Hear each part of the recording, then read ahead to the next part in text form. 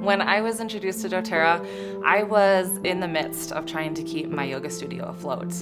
I loved the oils, but I was apprehensive about network marketing, and I didn't have the capacity for another business.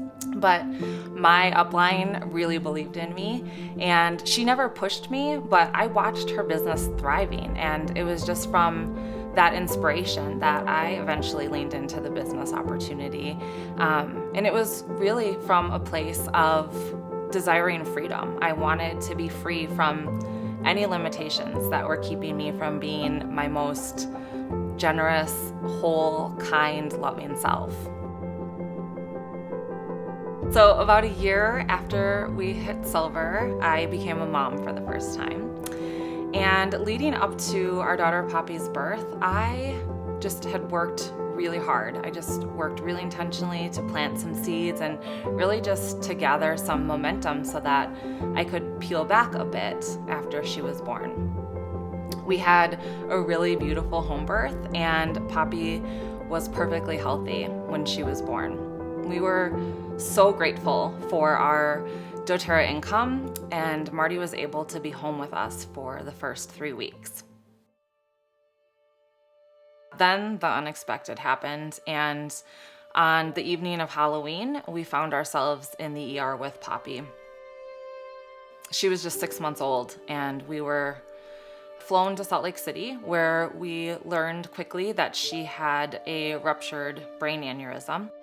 We found out that it was incredibly rare. She was the youngest case of this particular type of aneurysm, and we waited through the night until morning when she could have the emergency surgery to put a clip on the affected vessel.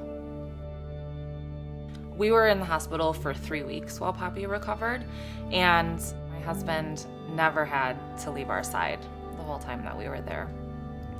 I believed wholeheartedly that doTERRA was part of God's provision plan for our family, long before we could understand what we would really need.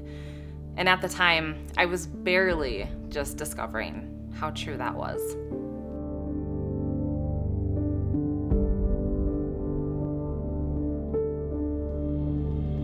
Poppy was rapidly improving at home.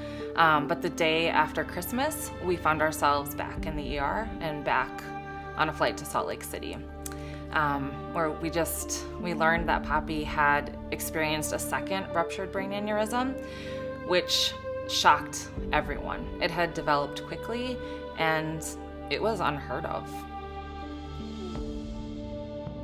So our surgeons decided to go forward with a second procedure to sacrifice the entire vessel, which we knew would cause a stroke, but nobody could predict how that would affect Poppy's motor skills going forward. There was literally nothing for me to do.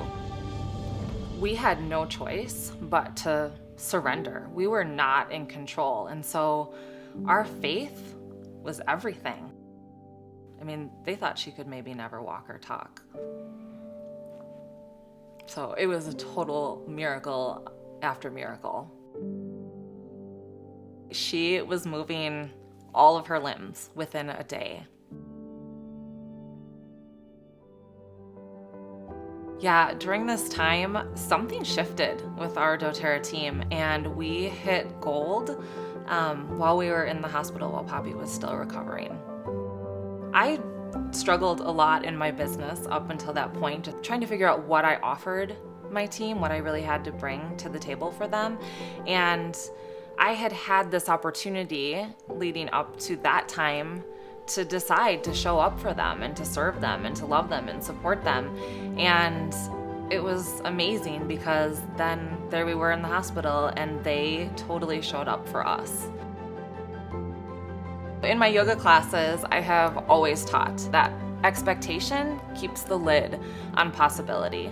And I know that for myself, when I've been able to release and just move through my expectations and my own understanding, there has been possibility and opportunity and blessings beyond what I could have ever imagined, beyond what I could have ever dreamed of. 1 year after we experienced all of that with Poppy, a year later we became diamonds.